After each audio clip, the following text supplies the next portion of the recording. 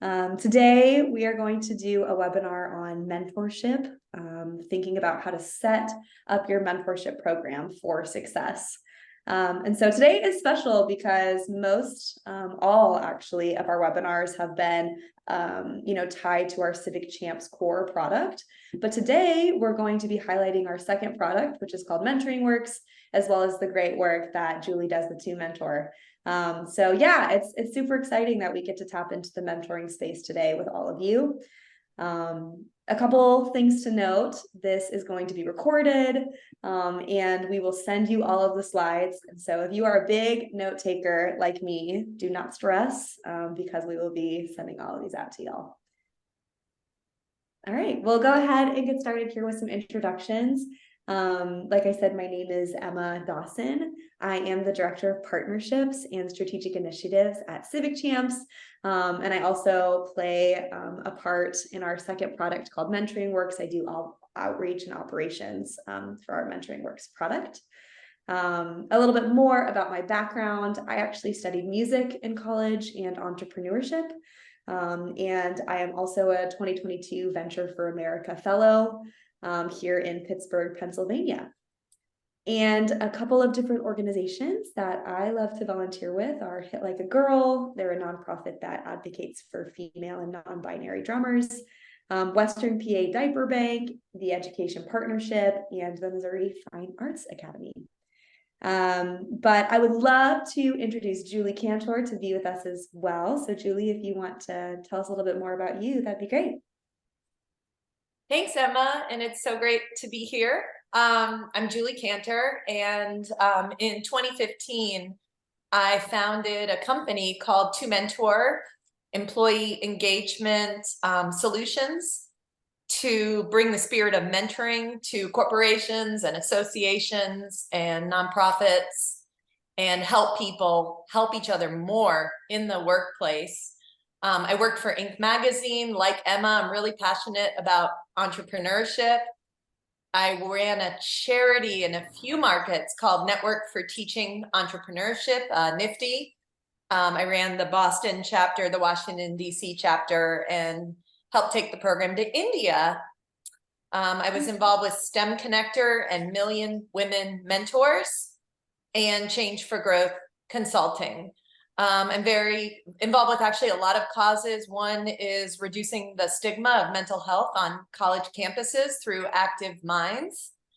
And so good to be here. I'm just delighted to have a dialogue and a great conversation with all of you. Yeah, super happy you're here, Julie. I'm excited to tap into this with you.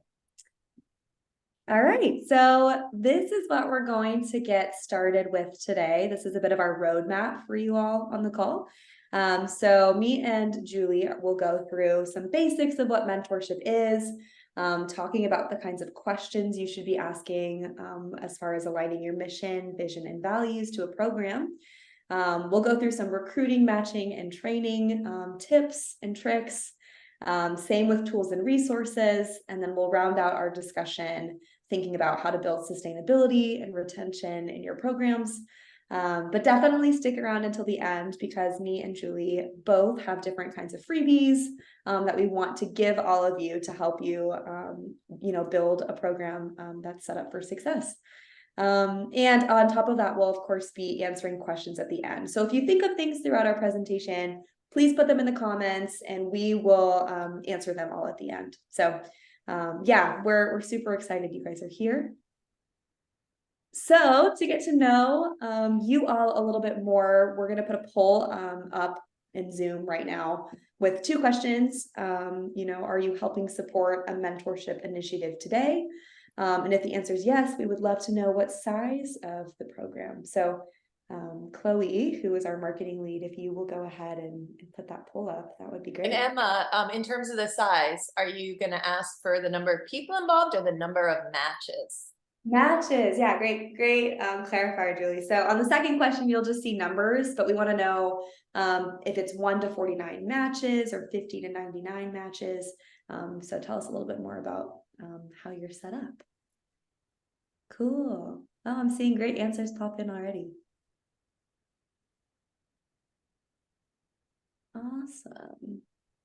So I'm not sure if you guys can see the results here, but about half of us are yes to already being involved, and half of us are not yet. So that's super exciting. That helps me and Julie think about how we want to cultivate this conversation to be helpful for the folks that are not involved yet too. And then as far as sizes and the matches that you all have, it looks like most folks are within the 1 to 50 match range, but that doesn't mean we don't have folks in some of these other buckets too.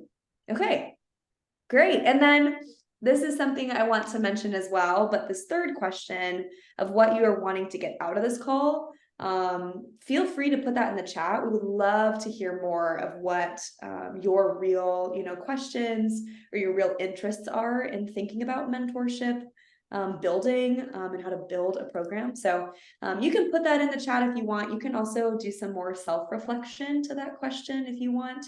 But we'll have a lot of kind of self-reflecting questions throughout the presentation for you all to think about. So, okay, I'll stop sharing the poll here, and we'll go from there. Okay. So starting our presentation now, I thought I would just set us up with this quote from John C. Maxwell. He said, "One of the greatest values of mentors is the ability to see ahead what others cannot see and to help them navigate a course to their destination." Mentorship, I believe this, Julie believes that it's a vital necessity to increase empowerment and a sense of belonging in our youth, in our workplace, and our community. And so I'm sure with all of you on this call, you believe the same thing. And we're just really excited to be able to share more resources with you for this such an impactful, connection that different folks can have.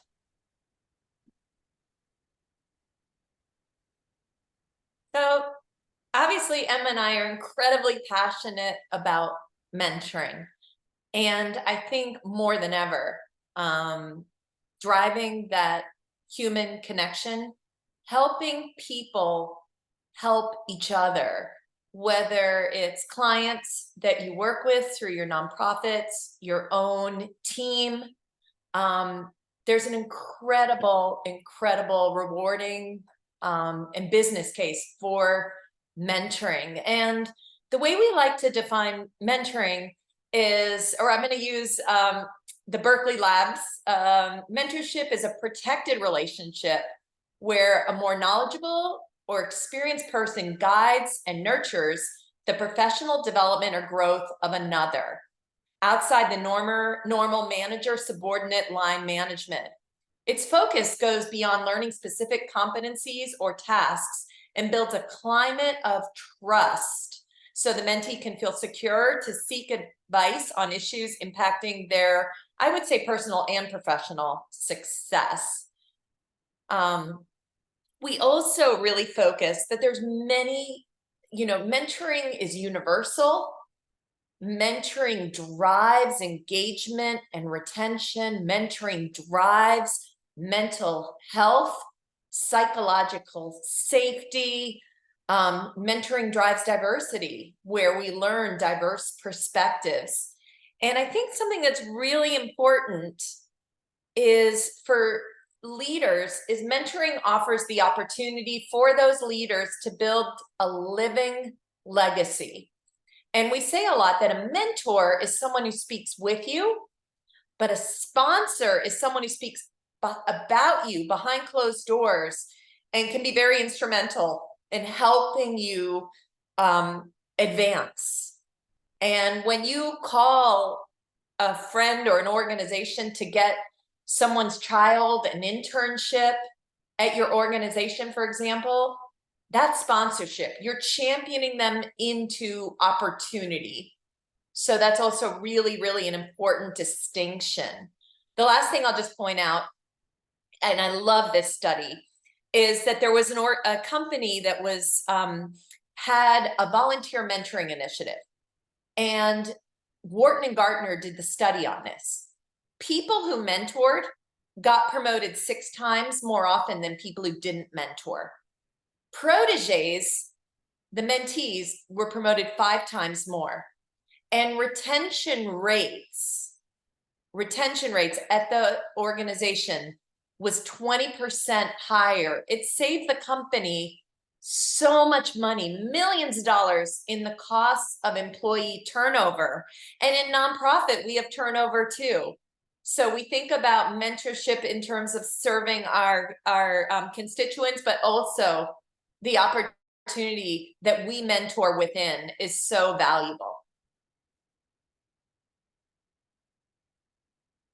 So some of the benefits, we talked a little bit about it, is when I think, for example, about alumni, what do they want? They want to come back and they want to get back on their campus or back to their organization. Number two, they want to mentor others. They want to help. They want to build relationships. And in some cases, if you think about college alumni, they want to volunteer. They want to offer internships. They want to offer jobs.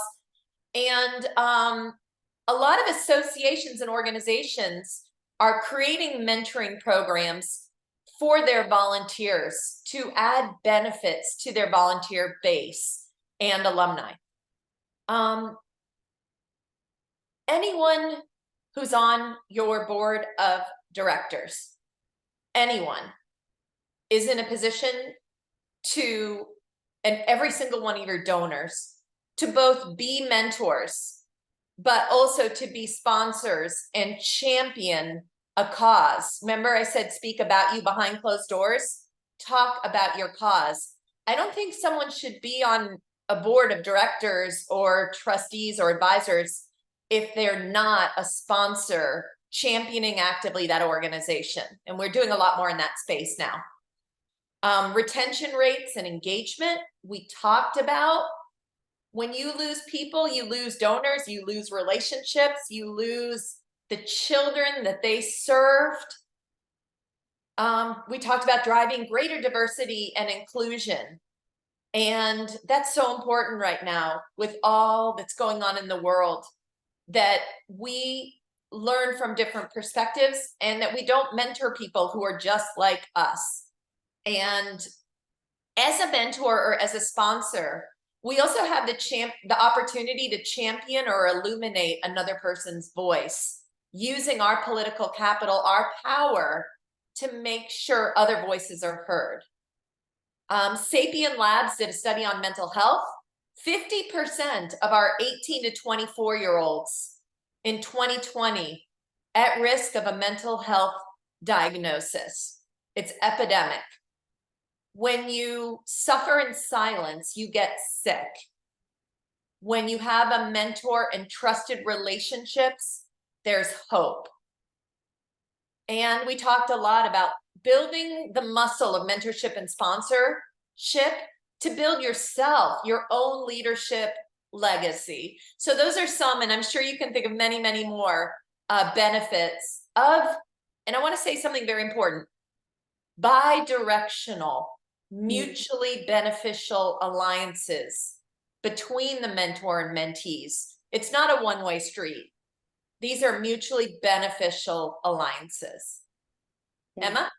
Yeah, Julie, thank you for going through both a little bit more of a definition to mentorship and sponsorship, and some, and certainly not all, of the benefits of mentorship. So now we're going to take you through a lot of different concrete steps and ideas that you guys can take back to your own organizations.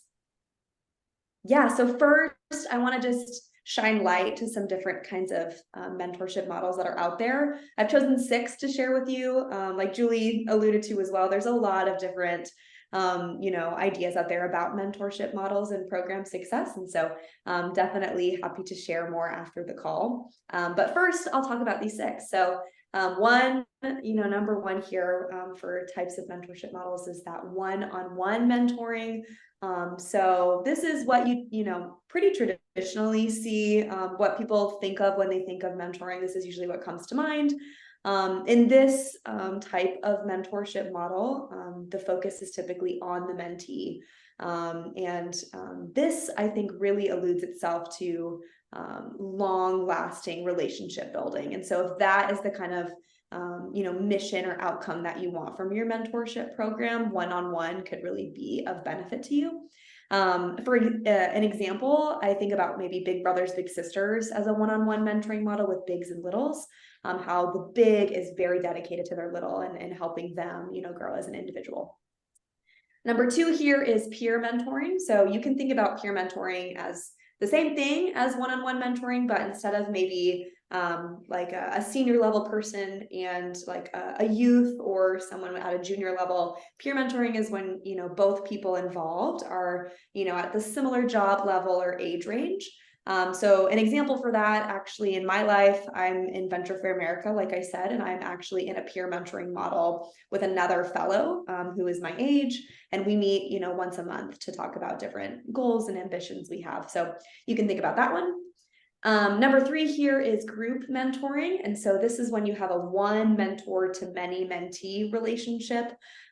This is usually really beneficial for, conversations around upskilling or higher level problem solving. It's not always the most intentional. As you can imagine, it's not one-on-one, but it can still be very valuable, maybe for, new employees and one supervisor or one executive leader, being able to share their advice, share their wisdom about being in the job, something like that. Number 4 here is called reverse mentoring. And this is the same kind of traditional model, one-on-one, but you think about a junior level person being the mentor to a senior level person. And so you could think about this maybe as a junior level person mentoring someone on digital literacy, or maybe a junior level person mentoring on diversity, equity, and inclusion trainings. And so, yeah, definitely take advantage of that. That's one that I don't really see as much, I think, in the nonprofit space or in organizations, but still bridging the gap, between intergenerational relationships is super powerful. Number 5 here is flash mentoring.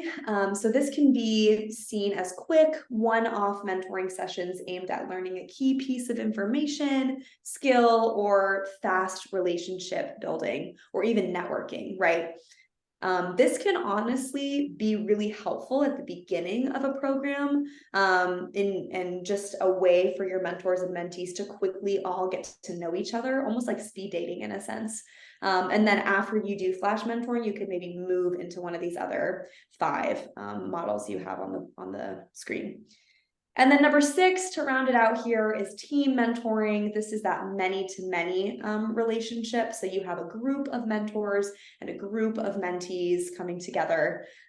This really helps organizations and mentorship models allow for folks to bring different ideas and different opinions in a very safe space with lots of different folks. So I've seen this before in startup world with startup accelerator programs, having multiple community mentors mentor a team of founders or mentor a team of startup leaders, that many to many relationship. So yeah, that's the 6 that I wanted to highlight today. At the bottom, you can see here too, it's super important to think about how you can be accessible in your mentorship program to those that may only be able to join you online. And so make sure you're thinking about if doing virtual mentoring or in-person or hybrid is right for you. So lots of different pieces that you can think about when you're building your program. All right, so now we are going to go into our second section here around aligning your mission, vision, and values. This is really all about design thinking, you guys. And so we are going to ask you a lot of questions. I would really encourage you to maybe get out a piece of paper and write out some questions and answers for yourself, because it's ultimately going to be about what's best for you. So we'll prompt a lot of different ideas here, but ultimately I want you to be able to take this back and ask these same questions to your team. Great, so I'll start with Julie here in the why. So I think the first question we have is really thinking about your own organization, your own challenges within the organization or the young people or adults or who you serve. And what are some of the challenges that you think mentoring can help solve for? as an example, and we've shared some, we don't have a way to reach all these young people in remote environments. They can't come in person. And how are we better supporting those young people? What are structured systems to help underrepresented mentees? Like a big one is, how are we helping them get opportunities that their more affluent peers are getting? My parents could make a phone call and get me an internship. What if parents cannot make a phone call to help champion their child, or or niece or nephew, or to opportunity? Mentors can. Sometimes I think of mentors as like a great aunt and uncle you always wish you had. It gives a great volunteer opportunity to be more involved. And it decreases that loneliness and isolation, because mentoring, again, can be done in person. It can be done virtually. I like this one. Our grant includes a mentorship component. We just haven't done it, and we don't really know how to stand it up. A big one, because I did some work for an organization, JAFCO, 2 weeks ago, was our PPE money's drying up. How do we get our board members to step up and do more, more engaged, both with our constituents, in this case, it's foster care kids, but also being a champion for the organization. And maybe mentoring others on philanthropy and how they can get involved themselves to have a more philanthropic life, and the value of that. I love this. Our participants are lacking real life connections. We get on Zoom calls, and a lot of times people are, like me, shopping on Amazon on the side, and they're just disengaged. They're disengaging because that's what the world of work has turned into.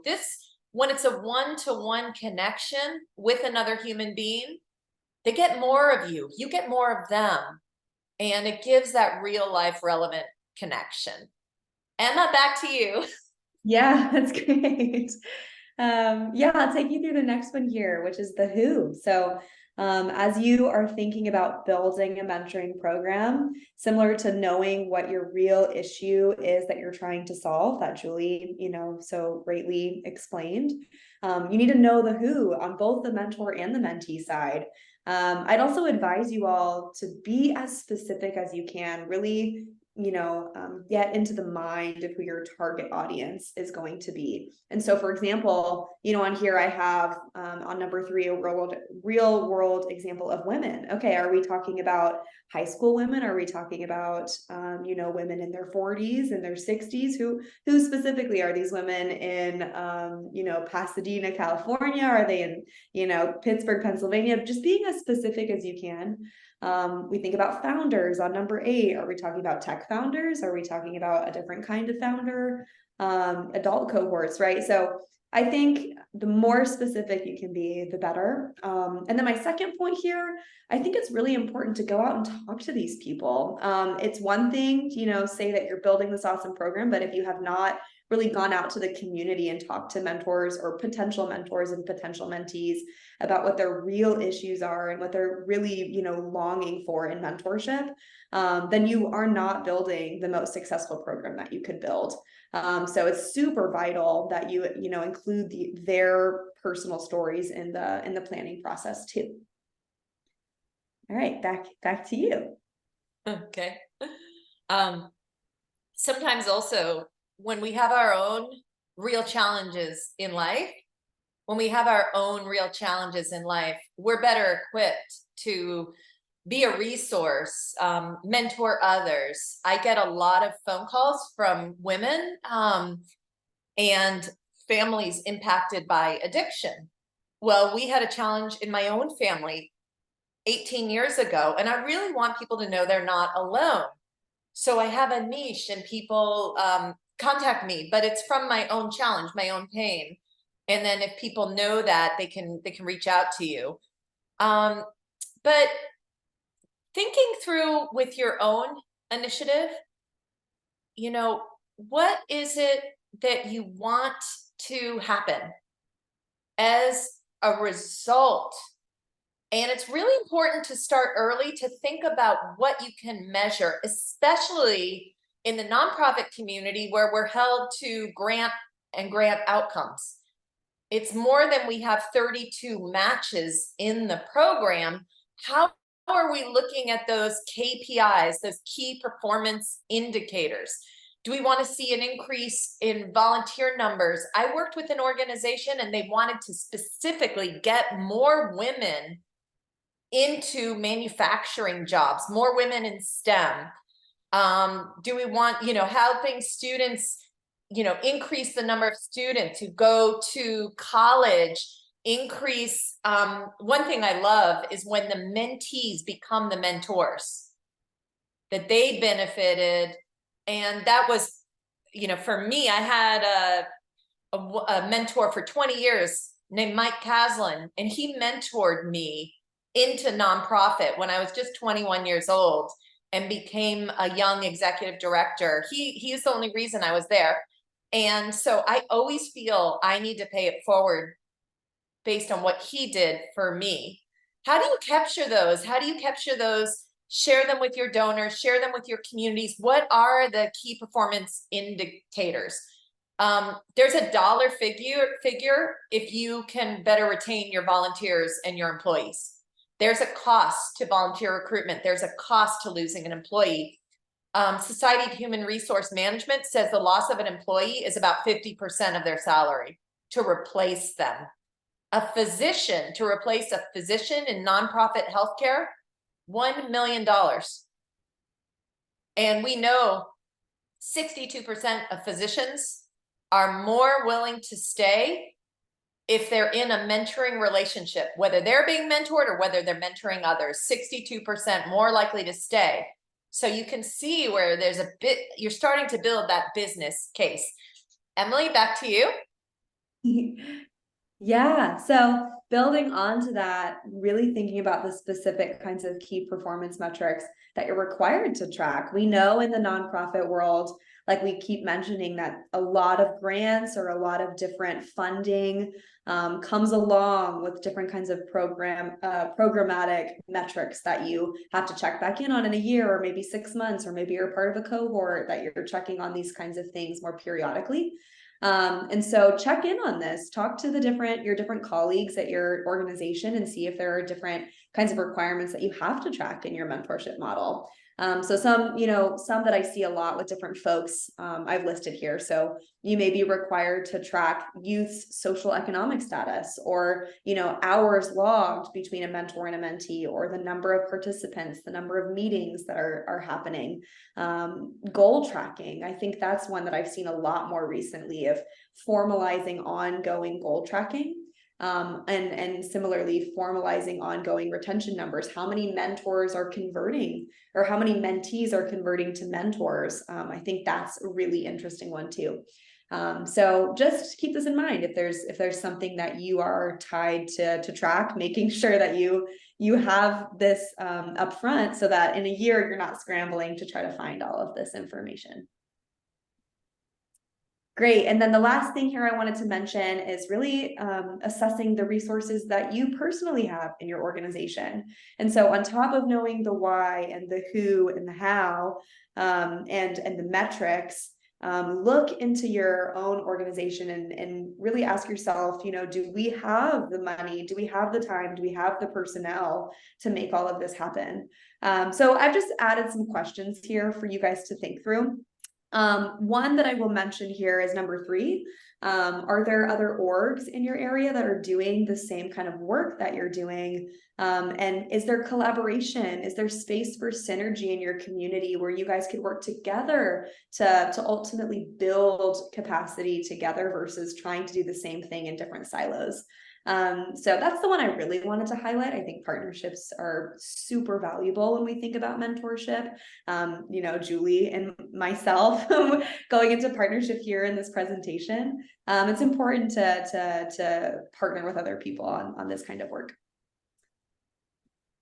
All right, so now that we've given you some stuff to think about as far as the kinds of questions you should be asking, we're now going to go into some more practical ideas for recruiting, matching, and training.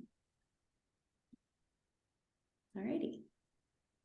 So, it seems great idea. Great. This is going to solve a lot of our challenges. Let's just have a mentoring program. And I think what we've been doing in this call, and I really want to encourage you to put questions into the chat room, because we really wanted to customize this call to your needs and really understand where you're at and really make sure we get your questions answered to the best of our abilities on this call or in a follow-up. But I think that Emma said something really important, that what types of partnership and alliances can be built to spread the word and collaborate. I ran a mentoring initiative for 2 nonprofits that came to me. One had very high level C-suite leaders in renewable energy, and the other had about 30 minority entrepreneurs in renewable energy. So they came together and said, can we build a 6-month mentoring initiative? And here were all the people that had influence, and they had supply chains and resources and experience. And here were all these aspiring entrepreneurs. So it was 2 NGOs that came together, and they both got the word out. They both, led, and finding those. Online platforms can save you, and you'll learn more about Civic Champ's amazing mentoring platform. But utilizing online platforms can be excellent for, reaching out and giving to your constituents and bringing them into like an application, bringing them into an online platform or your existing, but bringing them in to apply, to engage, and really getting other people to spread the word. Matching. One of my favorite things to do is flash mentoring. So I was with my older brother in Chennai, India, running a leadership conference for nonprofit leaders. And I kind of got sick of hearing myself talk. I wanted to create the opportunity for people to learn from each other and find each other. So we did the flash, the speed mentoring, think speed dating. And it was like 5 or 8 minutes with another person, and learning how they handled things was incredible. People were getting solutions to problems in very short periods of time, exchanging business cards. So I'm a real fan of speed mentoring / flash mentoring. You could have a keynote speaker talk about mentoring and then use that as recruitment. We did a session for Anthem Health Insurance, and there were 180 leaders, people managers in the room. On the spot, 125 signed up for the mentoring initiative.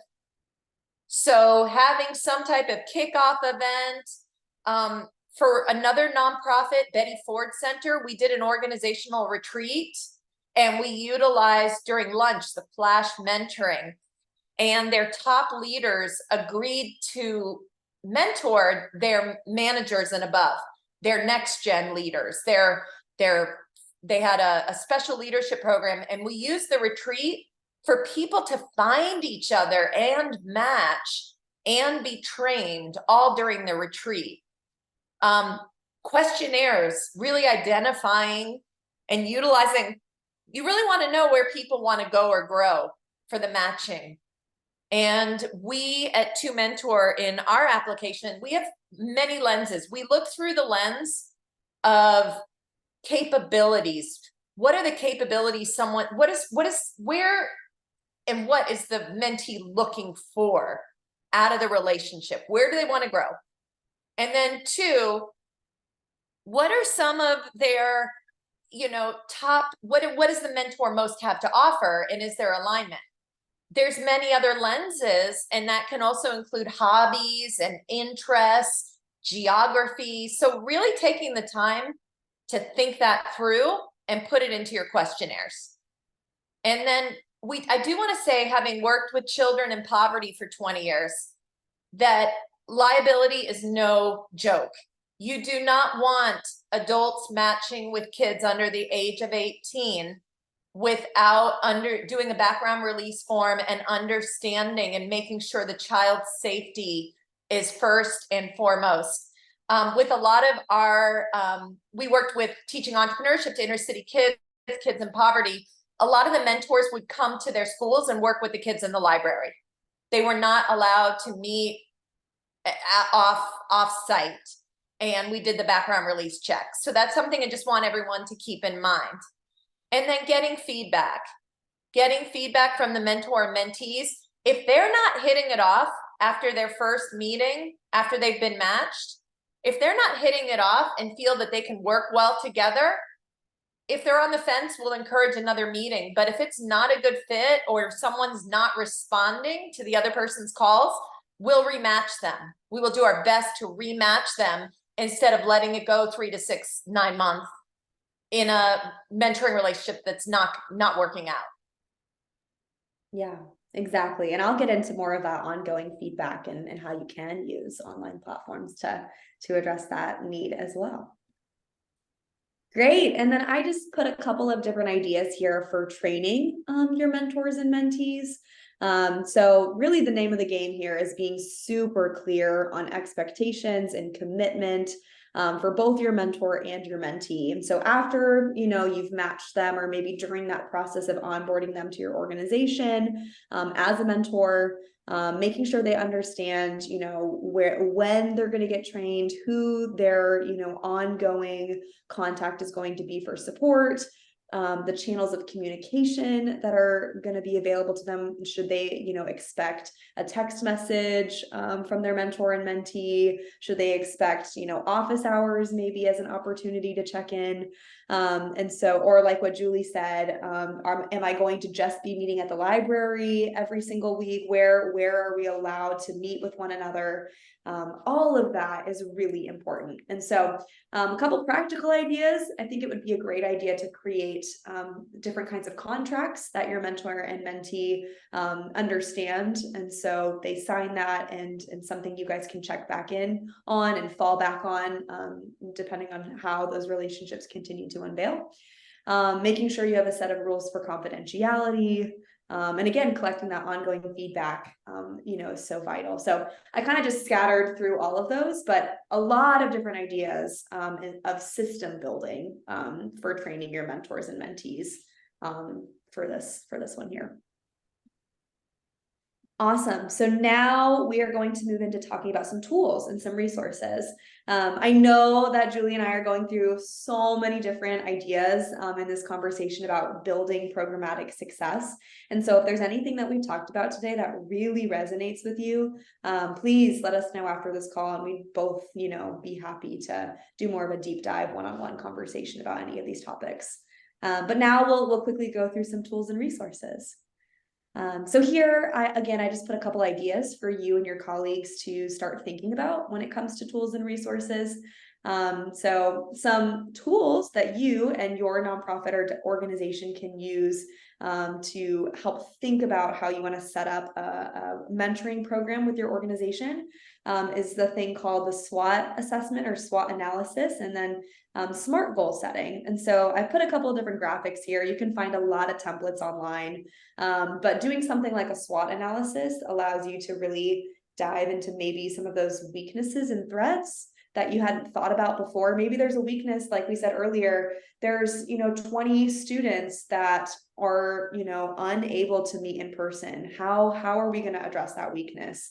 Or maybe there's a threat of, I don't know, there's not enough funding. So, okay, now we've established there's a threat there, but maybe there's an opportunity to do a partnership with somebody in town that already has the funding. So it allows you to, map out everything in an organized way. And then the SMART goal setting is here at the bottom. This is just a way to set goals that are specific, measured, achievable, relevant, and timed. And so it just allows you to create really good goals that are not so high level that you're never going to come back to them, in 6 months or in 9 months or in a year.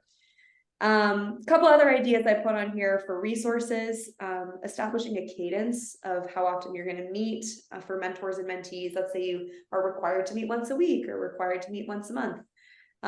Creating meeting agendas is super important too. Maybe giving a template to your mentors of how they should be, meeting in the first couple times can really help them feel more confident in those conversations. And then, yeah, like I said in the other slide, having a handbook or a contract to fall back on is something that could be really valuable as a tool for your organization. But now, Julie and I are going to go into some more very specific resources that both of us specialize in. So, Julie, I'll let you share a little bit more about your company. Sure. So after running a charity for 20 years, there was just no way. I wanted to be an entrepreneur, a social entrepreneur. I wanted to build a business because I taught kids how to build businesses. And I wanted to drive culture for a really wonderful company. So I took the word mentor and decided we needed to get the word women and men into mentoring.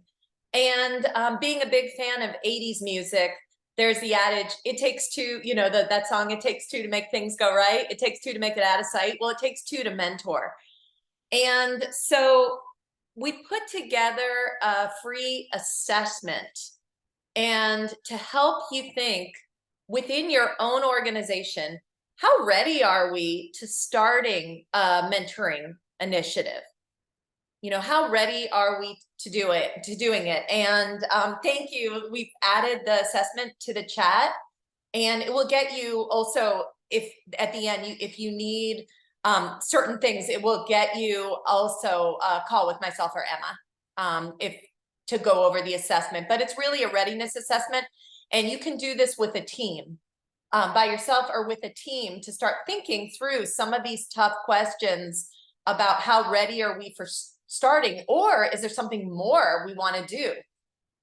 We talked a lot about the Flash mentoring experience, and we have created 15 Flash mentoring experiences as an organization, and we get invited to do them as keynotes at conferences all over the country. I even went to Dubai to work for women to do this at a Women in STEM. We did it for 900 people at Women in Technology International.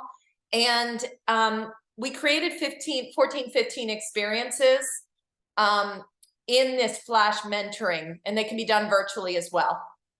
Mentoring in a box is, we come in as a company and we will run soup to nuts the entire mentoring initiative, helping build the dream, building the blueprint strategy, and looking at what and how to cultivate it, how to measure it. That's really kind of the heart of what I get to do for a living now, is build and run mentoring initiatives, and also more and more sponsorship initiatives to better focus on high potential talent and not losing them, and getting opportunities for others.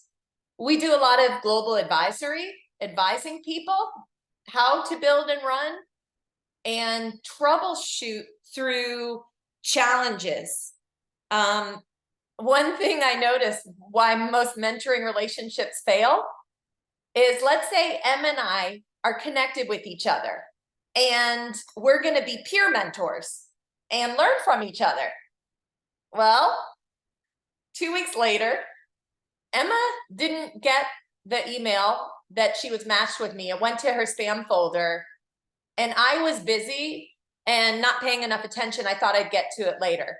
So 2 weeks later, Emma and I are not connected, and the relationship can kind of, I'm thinking she's going to contact me, and just that confusion can break up 40% of your mentoring relationships. So my company, we will get in there and check in with Emma, and Emma's like, oh, I never got the email. Check in with Julie, and Julie's like, oh, okay, I'll contact Emma. And just we call that troubleshooting. and coaching the participants, which is something we do in addition to the whole initiative. So we have a link to this free assessment, and I'm happy to talk more if this is of interest to anyone about our flash mentoring, our mentoring in a box solutions, and our living legacy leadership programs. Those are the three main things that 2Mentor does as a company. And thank you, Emma, for giving me the opportunity to share that. Yeah, absolutely. And at the end here, we'll have a couple different freebies from 2Mentor, like she said, with the assessment and with another downloadable source for you all. Great. Yeah, and I wanted to share a little bit more about the tool that Civic Champs has created. This is called Mentoring Works. And so we really believe that Mentoring Works is this ultimate communication and feedback tracking tool for organizations today. So again, I'm just going to share a brief overview of Mentoring Works, but if you think this could be helpful for your organization, would love to share more on this afterwards. But you can see here, it is a mobile first technology solution where mentors and mentees both have access to this phone, app at any time, anywhere is really what we like to say. So having the accessibility to go into the app and record new meetings, which you can see on the left, where you can track goals, you can track timing, you can track location, is super valuable as you continue to build a mentoring program and build those metrics for success. And on the right here, you can see that in every single meeting, mentors and mentees are asked to leave feedback. And so that ongoing feedback collection really makes this kind of software super exciting for organizations that have previously never tracked ongoing feedback. Something else to mention here with feedback is that any of the questions that you see on your screen can be streamlined into the app at any time. And so as an administrator, you may want to ask a certain question week 1 that's very different than what you want to ask in week 7, and you can do that. You can ask questions at any time. Something else in Mentoring Works is having this chatting feature. And so you can imagine for organizations that have mentors and mentees that do not want to share personal information like cell phone numbers, this is really helpful. So if you think about youth like bigs and littles, or even high profile mentors that do not want to share their personal information, this is a way for them to still communicate in a monitored way where admin can see on the back end every person that's communicating with one another. And then this is what that backend looks like. So you can filter with Mentoring Works to be able to see all of the feedback that is being recorded. You can filter to see the amount of meetings, the amount of matches, and satisfaction rates that these different folks are recording in their app. And then on top of that, you can record different impact metrics or impact tags and filter from that. So if you filter from a tag, I think in this example, it's first year. So maybe your board just wants to know how your first year students are doing, or maybe first generation students are doing. You can track that specific information inside Mentoring Works and then export that information to a CSV file or other resources so that you can share that with your board, continue to build legacy as an organization, and ultimately build a sustainable program. So yeah, that is Mentoring Works and 2Mentor as different kinds of resources that you can take advantage of as you grow your program. All right, so I will quickly wrap up here with a case study in building retention and then see if anybody has questions. So yeah, a case study here I wanted to share. The National Mentoring Partnership actually reached out to Civic Champs and said, it looks like you guys are doing great mobile first work with volunteers. Is that something that you also could do with mentoring organizations? And so that's really how we got started here with Mentoring Works. We worked with 9 different affiliates and over 1,500 matches in a research study that helped us ultimately recognize that a tool that has ongoing feedback and messaging really helps build retention and satisfaction levels with different youth and employers in this particular circumstance. But just a couple things to highlight through our work with them, with Mentoring Works, we saw that 90% of youth in this research study that were paired with a mentor were fully retained. So something around building tools and building, programmatic success beforehand allows retention levels to go up. Similarly, you can see at the bottom, 88% of supervisors rated their relationships as excellent or quite good. And so, being able to track those satisfaction levels, maybe it wasn't going well in the beginning, but, your administrators were able to proactively see that data and switch you to somebody else. So that at the end, everyone is feeling as though they have really been heard by their mentor or mentee connection. Great. So moving on to retention, right? I've just put a couple of very specific kinds of ideas that you guys can take back to your organization when you think about retention building. But yeah, it's important to ideate on this early before you've even started your program to know exactly the kinds of things that you're going to want to build later on. One of the ideas I put on here that I've seen happen in real life is number 8. It says, we'll create a youth leadership team that will serve as an intermediate help in the first year. Having mentees that you want to convert to mentors, and knowing that ahead of time is super valuable when you're wanting to build retention. Or maybe, number 4, we will apply for X amount of money and grant funding for the next year to build retention in our program, or we will hire another in-staff member to help run this program next year.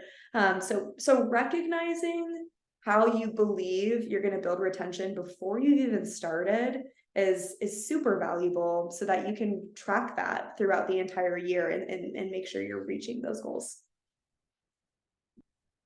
Great. All right, folks. Well, thank you for sticking with us through all of that information. I hope it was really, helpful and insightful for you as you build your programs out too. And yeah, we have a couple, takeaways and freebies we want to share with you before we go our separate ways. So first, stay in touch with us. We would love to continue the conversation on one of the different pieces that we've mentioned today. These are both me and Julie's emails, our websites, and our LinkedIn profiles. And so connect with us and reach out to us so we can help you. We would love to do that. And then Julie, if you want to share a little bit about this, I know you have a white paper download that we can send, as well as the assessment here. Yeah, this is, you can screenshot this. This is a link to the assessment and also a free 30-minute consulting session to talk with you and your team about what you're building, and kind of go through that assessment on readiness to start and grow a mentoring initiative. You also can request in that assessment. We have understanding the ROI of workplace mentoring initiatives, a white paper that we put out, or you can ping me on my email that Chloe put up, and I'll send you a copy of that white paper. Thank you. Great. And yeah, talking about mentoring works. For everyone that's on this call here today, we have a special discount for you to receive 2 months of this tool for free. So you're welcome, to check out. I think Chloe will put this link to a demo in the comments here. But I would love to talk with you more about this. Yeah, and we can, work together in building, success for your program. We'll also send you this free ebook. Of course, as Civic Champs with volunteer management, we've created a comprehensive guide to volunteer management. So we'll send this to you too, if it would be helpful for your nonprofit or maybe your volunteer managers to take a look at. Yeah, and of course, we love doing webinars with different partners in the space. And so we have a couple coming up. November 16th, we'll have one on building belonging and community with Grapevine. And November 30th, we'll do one called AI for Beginners. It's easier to use than you think, and we're doing that with Momentum. So we love to share these educational resources. Please continue to engage with us, and we would love to continue the conversation outside of this call on any of the topics that we continue to explore together. But yeah, that is our presentation today. Curious if you guys have any questions, you're welcome to come off mute. You're welcome to put them in the comments. So we'll wait a couple seconds here to see if anybody has any questions.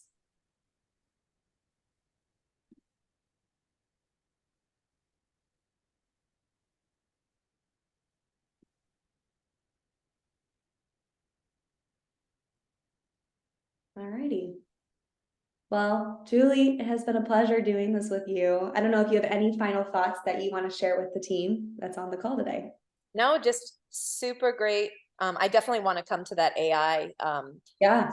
Webinars look fabulous. Belonging in AI, great topic. So I'm gonna, I'll save the chat so that I can get that link. But yeah, no, I'm just excited that we had the opportunity to come together and do this together and collaborate. And thanks for making that happen, Emma.